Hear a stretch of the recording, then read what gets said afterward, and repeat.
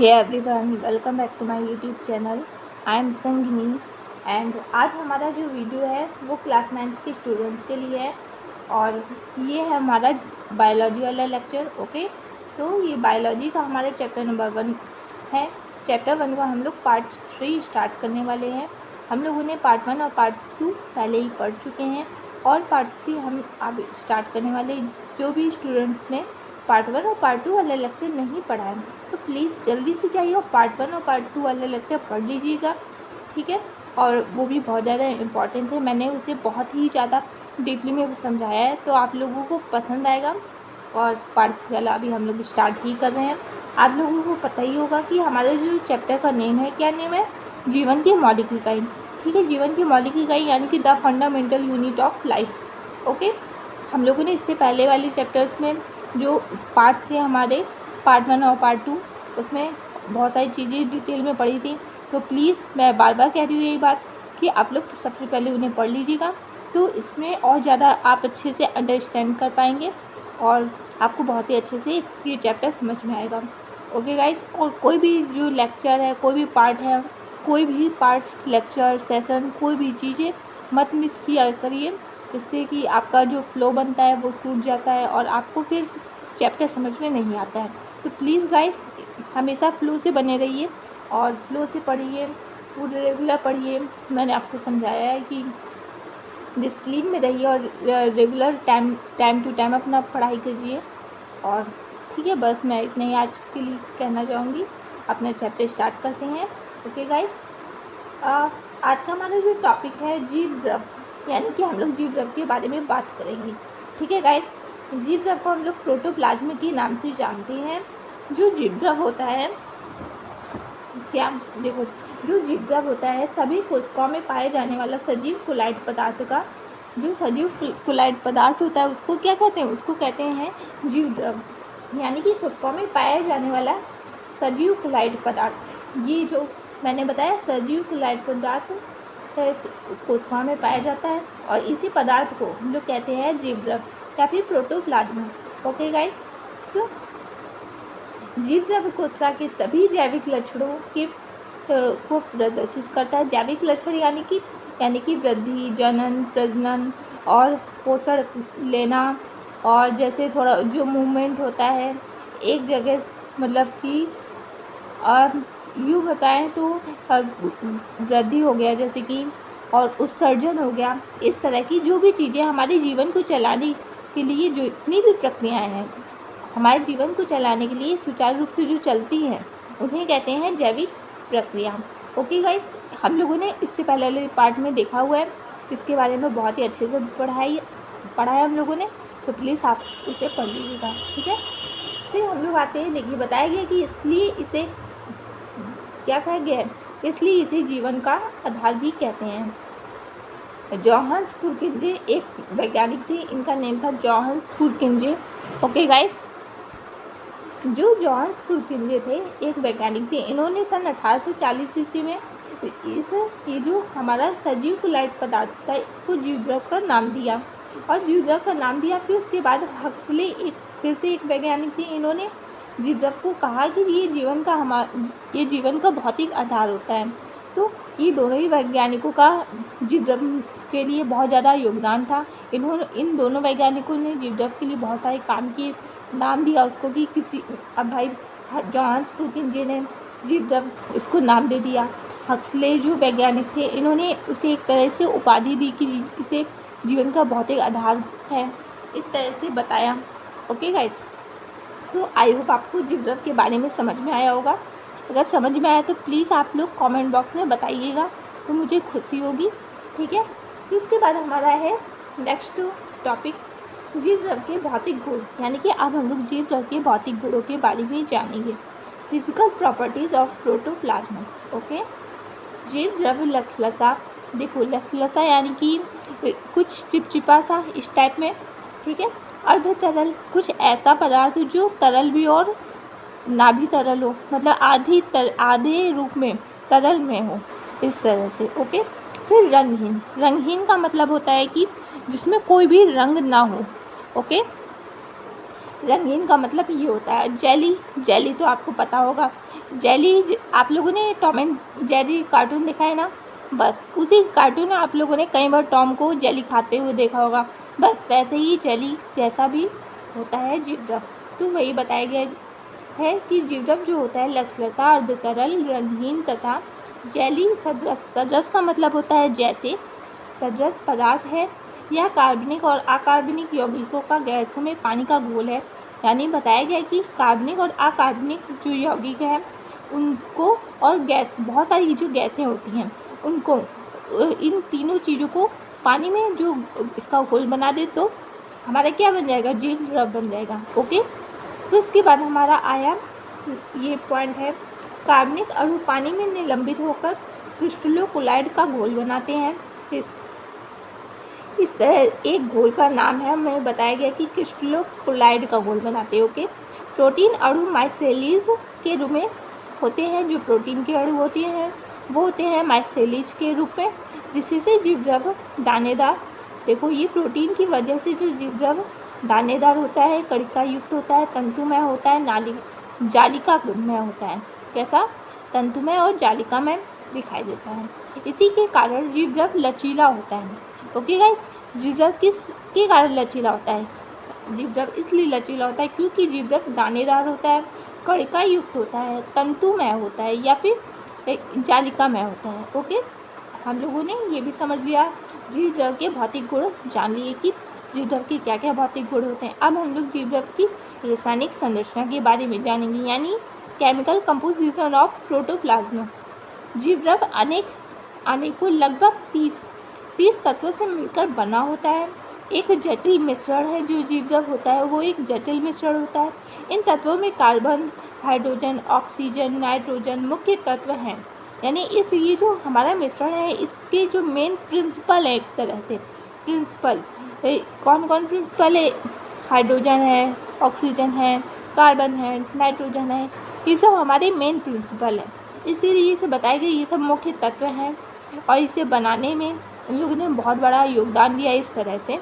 Okay, फिर हमारा आता है कि बताया गया इसके अतिरिक्त जीवरब में कार्बनिक और अकार्बनिक भी घुले होते हैं। जो कार्बनिक और अकार्बनिक पदार्थ होते हैं वो जीवरब में घुले होते हैं। तो फिर कई बार एग्जाम में क्वेश्चन भी बनता है कि जीवरब में कार्बनिक और कार्बनिक पदार्थ घुले होते हैं या फिर पाए जाते हैं कि नहीं।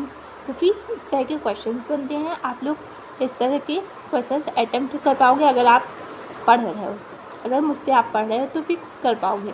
ओके गाइस, तो फटाक से जल्दी से इस चैप्टर, इस वाले पेज का स्क्रीनशॉट ले लीजिए। 1 2 3 ओके, ले लिया ना आप लोगों ने स्क्रीनशॉट। मैं पेज टर्न कर रही हूँ।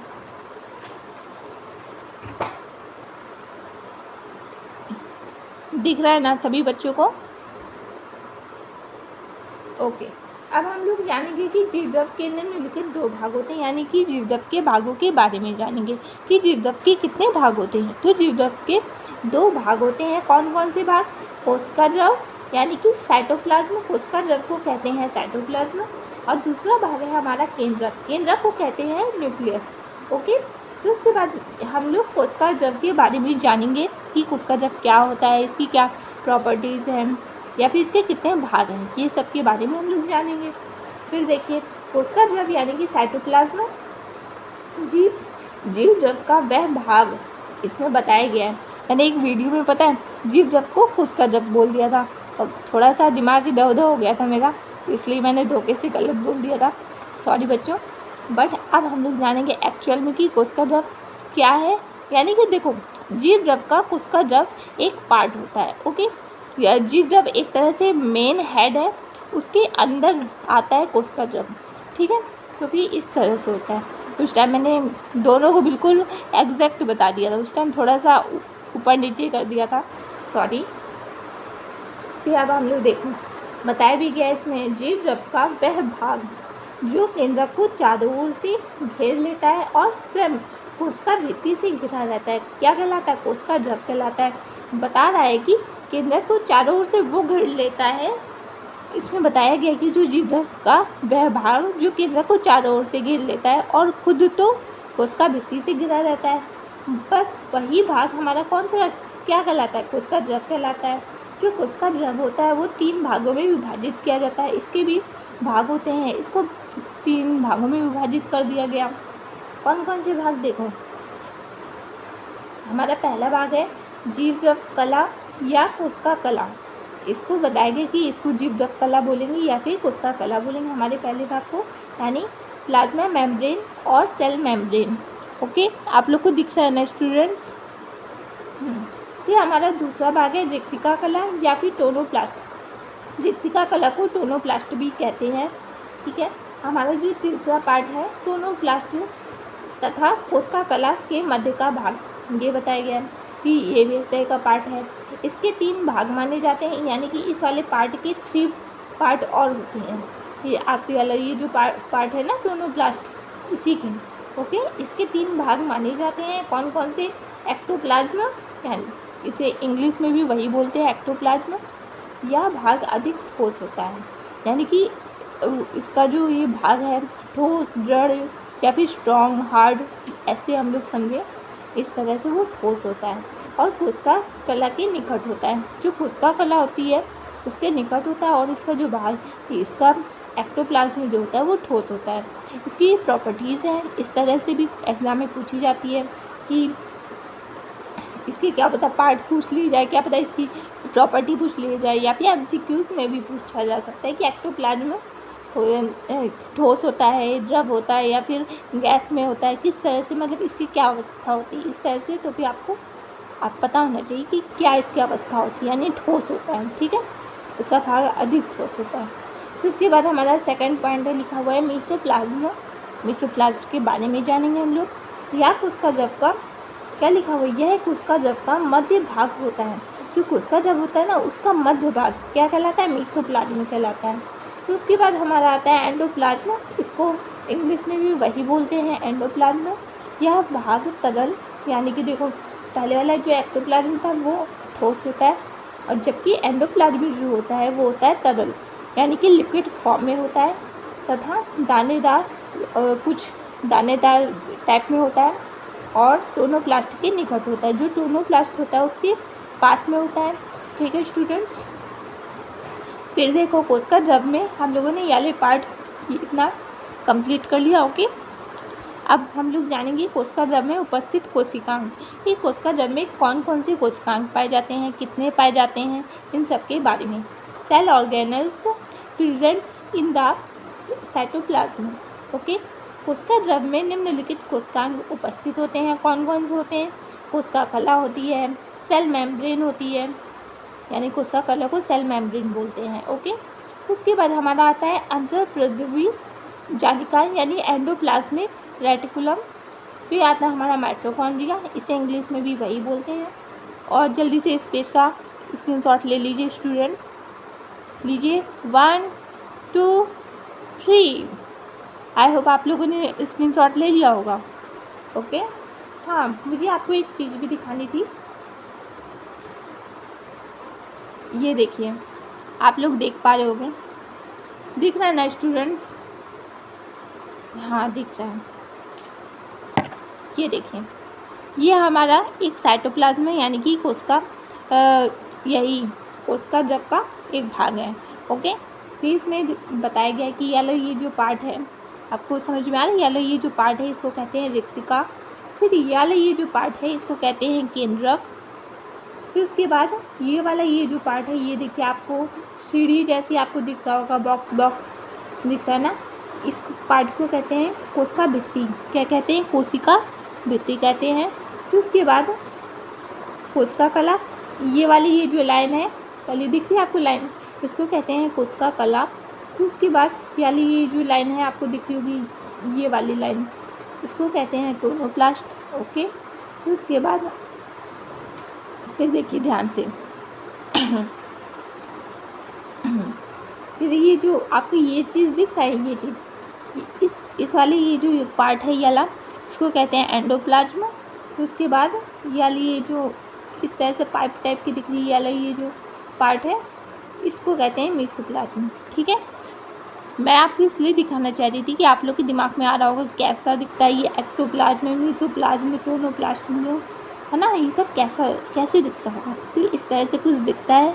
एग्ज़ाम में भी इस तरह से फिगर आता है, तो आपको आना चाहिए बनाना, ठीक है। तो इस फिगर को भी फटाक से स्क्रीनशॉट ले लीजिए। 1 2 3। आई होप आप लोगों ने स्क्रीनशॉट ले लिया होगा। मैं हटा रही हूँ बुक। ओके, चलो अब हम लोग नेक्स्ट पेज में आते हैं।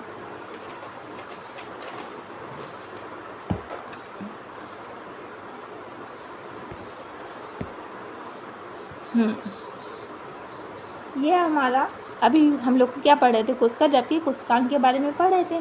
हम लोगों ने क्या क्या पढ़ लिया, माइटोकॉन्ड्रिया, अंतःप्राद्रव्य जालिका, और क्या पढ़ा था हम लोगों ने, और हम लोगों ने पढ़ा था कोशिका कला, ठीक है। फिर उसके बाद हमारा 4th नंबर है लवक। आप लोग को दिख रहा होगा, दिख रहा ना स्टूडेंट्स हम लोगों। अब देखिए हमारा 4th नंबर है लवक। लवक को हम लोग कहते हैं प्लास्टिड्स। और हमारा 5th नंबर है गोल्जी काय। गोल्जी काय को गोल्जी बॉडीज़ के नाम से भी जानते हैं। फिर हमारा आता है 6th नंबर, इसमें इसको कहते हैं राइबोसोम। राइबोसोम को इंग्लिश में भी राइबोसोम ही बोलते हैं। फिर हमारा आता है लायन काय। लायन काय को हम लोग लाइसोसोम बोलते हैं, ठीक है। फिर हमारा आखिरी सेंट्रोसोम, इसको इंग्लिश में भी सेंट्रोसोम्स ही बोलते हैं, ओके। इतने हमारी 8 कोशिकांग होते हैं, ठीक है। तो उसके बाद अब हम लोग जानेंगे रिक्तिकाएँ। कई बार मैंने रिक्तिका नाम लिया है और आप लोग सोचते होंगे क्या है ये, भला क्या है रिक्तिका, जानना तो चाहिए। हम लोग अब जानेंगे, ठीक है। देखिए हमारा टॉपिक का नाम है रिक्तिका। रिक्तिकाएँ को रसधानी भी बोलते हैं, यानी वैक्यूल्स भी बोला जाता है, ओके। फिर रिक्तिकाएँ पादप कोशिकाओं के कोशिका द्रव से भरे हुए वे खोखले स्थान होते हैं। पादप कोशिकाओं में द्रव से भरे हुए क्या, उसमें मतलब वो लोग पता है पादप कोशिकाएँ जो होती हैं, या फिर और भी बहुत सारी कोशिकाएँ होती हैं जो भी जिनमें भी रिक्तिका होती है, उसमें भोजन स्टोर करते हैं, ओके। वो लिक्विड फॉर्म में स्टोर करते हैं कि जब भी उनको ज़रूरत पड़ती है और वो लोग अपना यूज़ कर लेते हैं भोजन। इसी तरह से ये रिक्तिकाओं का यूज़ हो जाता है। तो बताया गया कि वो खोखला स्थान है जहाँ पर वो लोग अपना द्रव से भरे हुए खोखले स्थान है जो चारों ओर से प्लाज्मा झिल्ली द्वारा घिरे होते हैं। इसमें बताया गया कि प्लाज्मा झिल्ली होती है उसकी चारों ओर, और इस झिल्ली को रिक्तिका कला, यानी कि वो जो प्लाज्मा झिल्ली होती है उसको कहते हैं रिक्तिका कला या फिर टोनोप्लास्ट। तो क्या कहते हैं, टोनोप्लास्ट कहते हैं। युवा पादप कोशिकाओं में अनेक छोटी छोटी रिक्तिकाएँ होती हैं, जो मतलब नई पादप कोशिकाएँ होती हैं। जैसे कि कोई नई कोशिका जन्म मतलब उसका निर्माण हुआ नई कोशिका का, तो उसमें जो रिक्तिकाएँ होती है बहुत ही ढेर सारी होंगी, बहुत सारी, क्या पता करोड़ों, क्या पता बहुत सारी हों, मतलब बहुत सारी होती है। और लेकिन छोटी छोटी होती है, इतनी और बहुत ही छोटी, तो मैं वैसे भी बड़ी बता रही हूँ, बहुत छोटी होती है, बहुत ज़्यादा ही छोटी, है ना। तो बहुत इसमें युवा पादप कोशिका में बहुत सारी होती हैं लेकिन छोटी छोटी होती हैं। लेकिन अब देखो परिपक्व कोशिकाओं में, परिपक्व कोशिकाओं का मतलब जो कोशिकाएँ पुरानी हो गई हैं, यानी कि बहुत ज़्यादा पुरानी हो गई, बिल्कुल बस उनको नष्ट होने का ही बिल्कुल समय, तब वाली ये जो कोशिकाएँ हैं उनमें ये सभी रिक्तिकाएँ मिलकर के कोशिका के मध्य भाग में एक बड़ी रिक्तिका बना लेती हैं। इसका मतलब क्या हुआ कि जो परिपक्व कोशिकाएँ होती हैं उनमें जो कभी ना कभी तो वो भी नई रही होंगी, नई कोशिका, तब उनमें ढेर सारी रिक्तिकाएँ पाई गई होंगी। तो उसमें जैसे वो परिपक्व कोशिका में परिवर्तित हुई तब उनकी जो रिक्तिकाएँ थी, ढेर सारी रिक्तिकाएँ छोटी छोटी, तो वो रिक्तिकाएँ आपस में मिल गई और एक बड़ी रिक्तिका बना ली, एक खूब बड़ा सा गोला बना लिया, ये बताया गया, ओके। तो उसके बाद देखिए कोशिका के मध्य भाग में एक बड़ी रिक्तिका बना लेती है कोशिका द्रव। कोशिका भित्ति के साथ साथ एक पतला स्तर बनाता है। जो कोशिका द्रव होता है वो कोशिका भित्ति के साथ एक पतली सी मेम्ब्रेन, जैसे कोई दीवार होती है, दीवार यानी कि वॉल, उसकी तरह एक दीवार टाइप का बना लेते हैं, जिसे क्या कहते हैं, जिसे प्राइमोर्डियल यूट्रिकल कहते हैं। रिक्तिकाओं में कोशिका रस भरा रहता है। इसमें खनिज लवण पाए जाते हैं जैसे कि क्लोराइड, सल्फेट, फॉस्फेट, फिर कार्बोहाइड्रेट्स भी पाए जाते हैं, इंसुलिन, ग्लूकोज, सुक्रोज, ये सब चीज़ें पाई जाती हैं। और तो और एमिनो अम्ल पाए जाते हैं, कार्बनिक अम्ल होते हैं। कभी कभी कोशिका रस में वर्णक यानी कि एंथ्रोसायनिन तथा टैनिन व एल्केलाइड्स भी पाए जाते हैं। एल्केलाइड्स के रूप में अपशिष्ट जो पदार्थ होता है वो भी घुले होते हैं। ठीक है, इस तरह से आपसी पदार्थ भी घुले होते हैं। कोशिका रस कोशिका को स्फीति प्रदान करता है। स्फीति का मतलब दृढ़ता यानी एक तरह से शक्ति या फिर पावर बोल सकते हैं ये चीज़। ओके, जंतु कोशिकाओं में राजधानियाँ छोटी छोटी होती हैं, जबकि पादप कोशिकाओं में जो राजधानी होती है वो बड़ी होती हैं।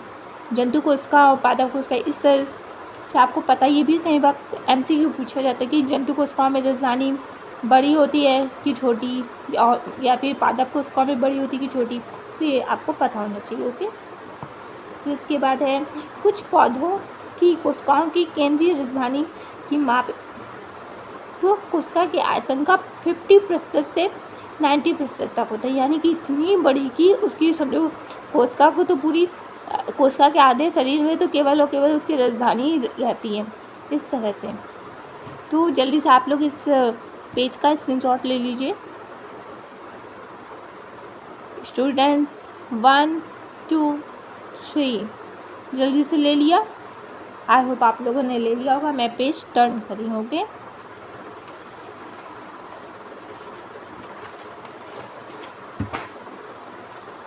अब हम लोग जानेंगे राजधानी का कार्य, कि मतलब कि राजधानी समझ लिया कि राजधानी क्या होती है, लेकिन भाई इसका क्या काम होगा, क्या वैसे हमने बता चुके हैं, लेकिन एक बार फिर से बता देते हैं। यह जल, भोजन व उत्सर्जी पदार्थ का भंडारण करती है। भंडारण का मतलब स्टोर करती है। मैंने अभी बताया था ना, फूड को स्टोर करती है, वाटर को स्टोर करती है, और उत्सर्जी पदार्थ को भी स्टोर करती है। ठीक है, इसमें उपस्थित द्रव कोशिका को स्फीति यानी कि टर्गिडिटी प्रदान करते हैं। इसमें घुले रंगीन पदार्थ पुष्पों को आकर्षक रंग भी पदार्थ करते हैं। इसमें जो पदार्थ घुले होते हैं वो पुष्पों को मतलब अट्रैक्टिव कलर्स देते हैं। अट्रैक्टिव कलर्स कैसे? जैसे कि अब हमारा जैसे रोज़ फ्लावर होता है उसमें रेड होता है, तो फिर उसको रेड ऐसे ही मिलता है कि उसकी कोशिकाएँ होंगी। भाई हर पेड़ की कोशिका तो होती है, फिर उस कोशिका की राजधानी भी होगी, उस राजधानी में वर्णक भी होगा, उस वर्णक की वजह से उस फ्लावर को रेड कलर मिला। ओके, उसके बाद हम लोग आएंगे सजीव कोशिकांग के बारे में जानेंगे कि सजीव कोशिकांग क्या होते हैं। लिविंग सेल ऑर्गेनेल के बारे में जानेंगे। कोशिका द्रव में अनेक जीवित संरचनाएं होती हैं। कोशिका द्रव मैंने बताया था ना कि अब कार्बोहाइड्रेट्स खुला होता है, और कार्बनिक इतनी बहुत सारी चीज़ें खुली होती हैं। तो इसमें बहुत सारी ऐसी जो चीज़ें होती हैं, जीवित संरचनाएं भी होती हैं उसमें, जिन्हें कोशिकांग कहते हैं। बताया था ना कि कोशिकांग होते हैं कौन कौन से? लवक, माइटोकॉन्ड्रिया, अंतःप्रद्रवी जालिका, कोशिका कला, और भी बहुत सारी चीज़ें बताई थी मैंने। ठीक है, इनमें कोशिका की सभी जैविक प्रक्रियाएँ होती हैं। जैविक प्रक्रियाएँ भी वही पोषण, श्वसन, वृद्धि, उत्सर्जन, प्रजनन, परिवहन, ये सारी क्या है? ये सारी हमारी जैविक क्रियाएं जो हमारे जीवन को चलाने के लिए हमारी हेल्प करती हैं। ओके, तो उसके बाद हमारा आता है प्रमुख कोशिकांग व उनके कार्य। प्रमुख कोशिकांग के बारे में जानेंगे और क्या क्या उन कोशिकांगों की क्या क्या काम है इसके बारे में जानेंगे। तो फर्स्ट नंबर है हमारा अंतःप्रद्रवी जालिका एंडोप्लाज्मिक रेटिकुलम के बारे में जानेंगे। जो अंतःद्रवी जालिका होती है उसकी खोज सर्वप्रथम KR पोर्टर ने की थी। एक वैज्ञानिक थे हमारे KR पोर्टर, इन्होंने सन 1945 ईस्वी में की थी। ये केंद्र कला से कोशिका कला तक फैली नलिकाकार जो रचना होती है उसे क्या कहते हैं? अंतःद्रवी जालिका कहते हैं। ठीक है, इसकी जो संरचना होती है अंतःद्रवी जालिका की रचना निम्नलिखित है। 3 प्रकार की रचनाओं में से होती है। ये सब फलाना लिखा हुआ है। ठीक है, आप लोग नोट्स स्क्रीनशॉट लेते होगे तो पढ़ ही लेते होगे, बाकी मैं मेन बताती हूँ। ओके, सिस्टर्नी जो अंतःपृथ्वी जालिका होती है उसको डिवाइड किया गया है कुछ चीज़ों में। उसकी कुछ पार्ट, एक पार्ट का नेम है सिस्टर्नी, जिसको अरे हाँ, ये अभी एक चीज़ और दिखाऊंगी, ठीक है। सिस्टर्नी जो होती है ये लंबी होती है, चपटी होती है तथा क्या होती है, शाखाहीन होती है। शाखाहीन नलिकाओं के रूप में एक दूसरे के समांतर क्रम में व्यवस्थित होती है। जो सिस्टर्नी होती है वो मतलब लंबी लंबी होगी, चपटी, अभी मैं दिखाऊंगी, ठीक है। जल्दी से इस पेज का स्क्रीनशॉट ले लीजिए स्टूडेंट्स, ले लीजिए 1 2 3। आई होप आप लोगों ने स्क्रीनशॉट ले लिया होगा। मैं पेज टर्न करी हूँ, ओके।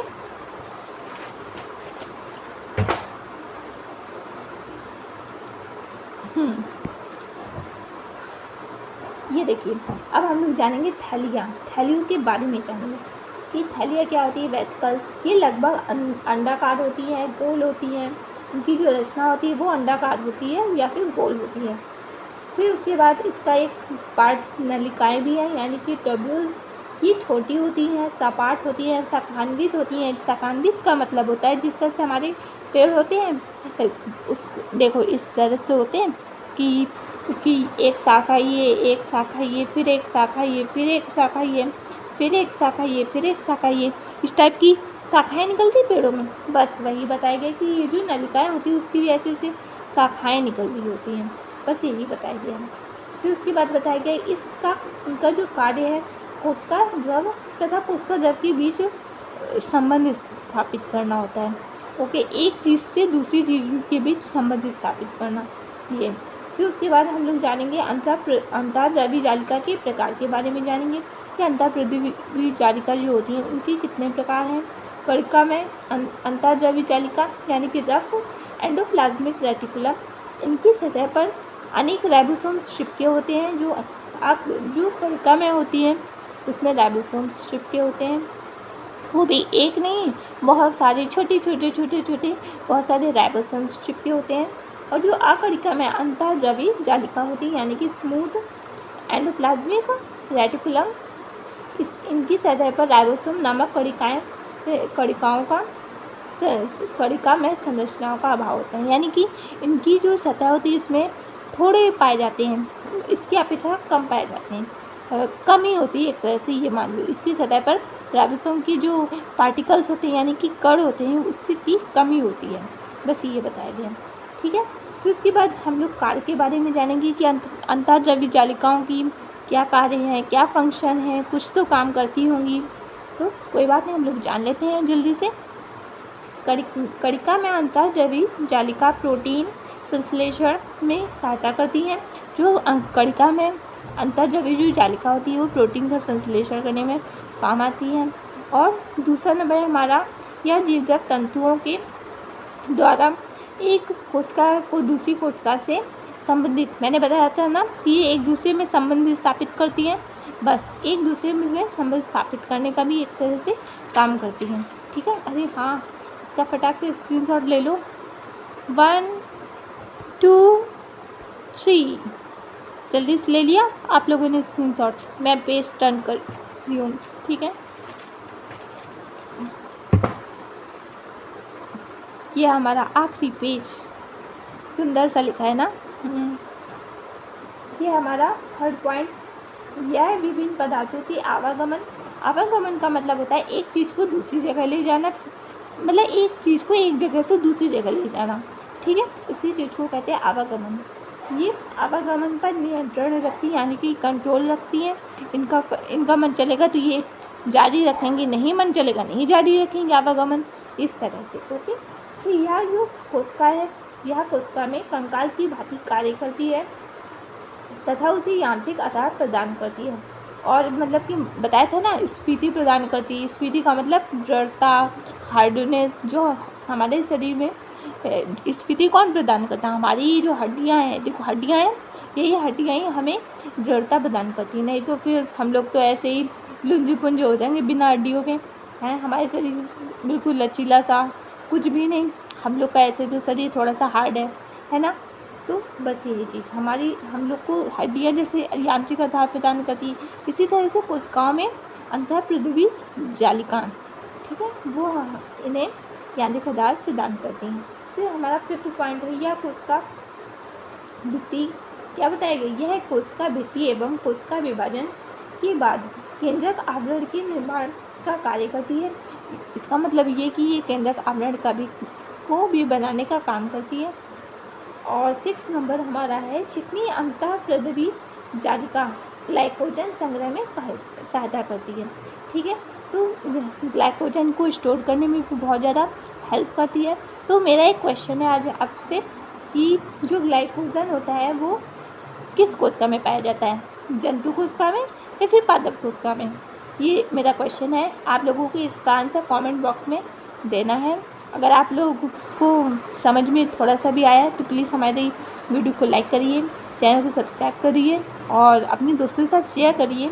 हाँ, एक चीज़ मैंने आपको दिखाना भूल गई, फटाक से दिखाती हूँ। कहाँ गया, मैंने खोल के रखा था अभी। हाँ, ये दिख रहा है ना स्टूडेंट्स? हाँ, अब दिख रहा होगा। देखिए, ये हमारी क्या है, पहचान। अगर आप लोगों ने पहचान ली तो फटाक से कमेंट बॉक्स में बताओ कि ये क्या है। ये है हमारी रिक्तिका।